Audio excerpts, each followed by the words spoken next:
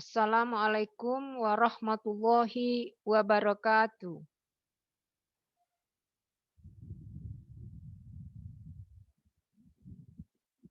Bertemu kembali dengan Ibu dalam materi pembelajaran sejarah kelas 11 peminatan. Kita pada pertemuan kali ini akan membahas yaitu Indonesia masa kolonial Hindia Belanda merupakan kelanjutan dari materi minggu lalu.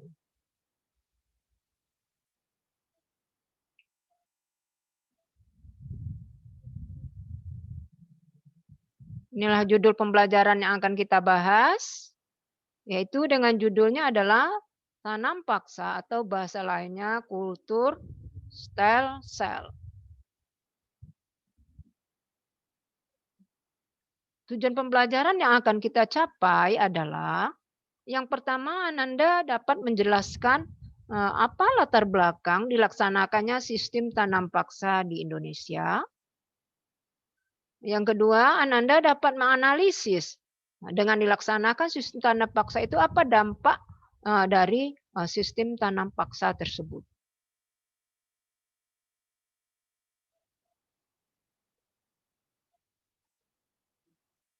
Nah, sebelum itu mari kita lihat, ya, kita kaji bahwa pada minggu yang lalu Ibu sudah menjelaskan masa Indonesia dikuasai Belanda kita bagi dua fase. Masa dikuasai lewat POC selama 2 abad, kemudian POC dibubarkan, dibentuklah pemerintah kolonial Hindia Belanda. Nah, sekarang mari kita lihat ketika kita dikuasai POC, masa pemerintahan kolonial Hindia Belanda, apa kebijakan yang mereka lakukan? Ada 3. Yang pertama dikenal dengan nama kultur stem cell atau sistem tanam paksa. Nah, ini dilaksanakan pada tahun 1830 sampai 1870. Kemudian kebijakan kedua adalah dikenal dengan nama sistem usaha swasta. Jadi dihapuskan sistem tanam paksa, maka dilaksanakanlah di Indonesia namanya sistem usaha swasta, dilaksanakan pada tahun 1870 dan berakhir pada tahun 1900. Dan kebijakan yang ketiga adalah politik etis atau politik balas budi. Dilaksanakan pada tahun 1900 sampai 1918. Nah, untuk pertemuan kali ini kita khusus membahas yang kultur stem cell.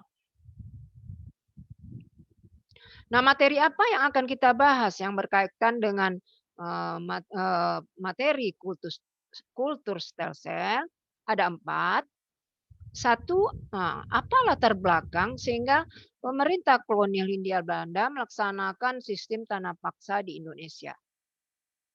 Yang kedua, sistem tanam paksa itu sebelum dilaksanakan disusunlah aturan-aturan, kemudian nanti setelah aturan, kemudian dilaksanakan, dan dalam pelaksanaan itu nanti akan mendatangkan dampak bagi pihak Indonesia dan bagi pihak Belanda. Jadi inilah 4 materi yang akan kita bahas, latar belakang, aturan, pelaksanaan, dan dampak. Nah, sekarang kita bahas yang pertama, latar belakang. Nah, apa latar belakang sehingga pemerintah kolonial Belanda melaksanakan sistem tanam paksa? Ya, pertama latar belakang itu karena Belanda menghadapi masalah keuangan. Nah, bagaimana keuangan negara Belanda di mana kas negara mereka kosong. Nah, permasalahan kas negara kosong atau keuangan itu disebabkan apa? Karena besarnya biaya pengeluaran perang. Nah, perang di tanah air kita waktu itu terjadi perang di Ponegoro, sedangkan di tanah mereka sendiri, di Belanda sendiri terjadi perang dengan bangsa Belgia. Nah, karena itulah untuk menghadapi masalah kas Belanda yang kosong itu ada ide dari seorang tokoh bernama Van den Bosch agar di Indonesia dilaksanakan sistem tanam paksa. Nah, apa itu sistem tanam paksa? Di mana rakyat Indonesia dipaksa menanam jenis-jenis tanaman yang laku di pasaran dunia sehingga nanti akan menguntungkan Belanda seperti zamannya POC sehingga mereka mendapat keuntungan, mereka keluar dari permasalahan defisit keuangan mereka. Nah, jadi itulah latar belakang sistem tanam paksa diawali dengan masalah keuangan. Kemudian ide dari Van den Bosch dan Van den Bosch sendiri akhirnya ditunjuklah menjadi Gubernur Jenderal Belanda di Indonesia untuk melaksanakan sistem tanam paksa. Nah, sekarang kita bahas materi kita yang kedua yaitu aturan kultur stelsel atau aturan sistem tanam paksa. Nah, inilah aturan diantaranya. Nah, yang pertama, petani menyediakan 1/5 lahannya. Artinya begini, seandainya petani itu punya lahan 1 hektar, nah dia tidak semua lahan yang ditanam, tetapi hanya 1/5 dari 1 hektar tersebut. Kemudian, jika petani gagal dia panen, bukan kesalahan petani, misalnya kena hama dan sebagainya, nah itu kerugiannya akan ditanggung pemerintah kolonial. Nah, yang ketiga, pekerjaan tanam paksa tadi tidak melebihi masa menanam padi. Berarti tidak lebih dari 3 bulan. Nah, kemudian jika panen melebihi dari pajak tanah kepada rakyat, nah hasil panen petani tersebut dikembalikan kepada petani tersebut. Nah, kemudian pelaksanaannya langsung diawasi oleh pemerintah tradisional, artinya langsung diawasi oleh kepala desa. Kemudian bagi mereka yang tidak punya lahan, gantinya mereka bekerja di lahan-lahan perkebunan milik pemerintah Belanda selama 66 hari. Oke, jadi itulah aturan tanam paksa yang dibuat oleh pemerintah kolonial Belanda. Nah, kalau kita simpulkan aturan-aturan ini itu dibuat agar tidak memberatkan kepada petani atau rakyat Indonesia. Nah, namun mari kita lihat bagaimana pelaksanaannya. Nah, jadi aturan tadi sudah dipaparkan ya terdahulu itu di antara aturan-aturan yang dibuat. Nah, aturan selesai. Nah, kemudian mulailah sistem tanam paksa ini dilaksanakan di Indonesia khusus Pulau Jawa, jadi bukan seluruhnya, khusus Pulau Jawa pada tahun 1830. Nah, dalam pelaksanaan apa yang terjadi? Aturan-aturan tadi yang dibuat tidak memberatkan rakyat, ternyata semua aturan yang dibuat tadi dilanggar oleh pemerintah kolonial Hindia Belanda. Misalnya tadi tanah 1/5 tapi harus seluruhnya. Rakyat hanya dibekerjakan tidak melebihi masa penanam padi, tapi disuruh bekerja tanpa dibayar selama-lamanya. Panen gagal ditanggung pemerintah, tapi nanti tidak ditanggung. Jadi semua aturan yang dibuat itu dilanggar semua oleh pemerintah kolonial Hindia Belanda dalam rangka mereka ingin meraup keuntungan yang banyak. Artinya itulah penyimpangan tadi. Nah, akhirnya pelaksanaan sistem tanam paksa dimulai 1830 itu mendatangkan dampak. Tentu dampaknya berbeda antara Indonesia dari bangsa Indonesia dengan bangsa Belanda. Nah, akibat dampak tersebut maka timbullah penolakan dan protes-protes baik dari bangsa Indonesia sendiri maupun dari bangsa Belanda sendiri. Dan akhirnya pada tahun 1870 nah, sistem tanam paksa ini dihapuskan. Jadi sistem tanam paksa ini dapat dapat kita simpulkan dilaksanakan selama 40 tahun, 1830 sampai 1870. Kemudian apalagi ya, aturan yang ditetapkan dalam sistem tanam paksa semuanya dilanggar oleh pemerintah kolonial Belanda dalam upaya ingin mendapatkan keuntungan yang banyak. Nah, sekarang kita lanjutkan ya, dampak sistem tanam paksa bagi bangsa Indonesia.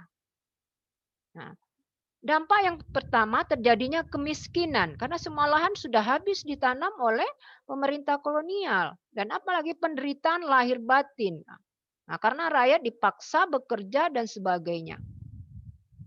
Nah, adanya kerja rodi. Apa itu kerja rodi? Bekerja tanpa dibayar. Jadi bangsa Indonesia dipaksa bekerja di lahan-lahan pertanian milik pemerintah kolonial Belanda tanpa dibayar. Yang ketiga, pembayaran pajak yang memberatkan petani. Nah, dalam aturan contoh pajak tanah yang ditanam dibebaskan pajak, tapi akhirnya semua tanah harus dibebani pajak. Nah, akibat poin 1, 2, 3 itu apa yang terjadi? Nah, inilah yang paling drastis terjadinya bahaya kelaparan, di mana kelaparan yang paling besar terjadi di Cirebon pada tahun 1834. Nah, akibat yang paling drastis lagi kalau dilihat dari statistik, nah, di mana menurun drastisnya populasi penduduk Pulau Jawa akibat penderitaan yang mereka alami akibat kekejaman pemerintah kolonial Hindia Belanda dalam melaksanakan sistem tanam paksa. Bahkan apa yang dilakukan pemerintah kolonial Belanda lewat sistem tanam paksa ini lebih kejam dilaksanakannya daripada masa Indonesia dikuasai oleh POC.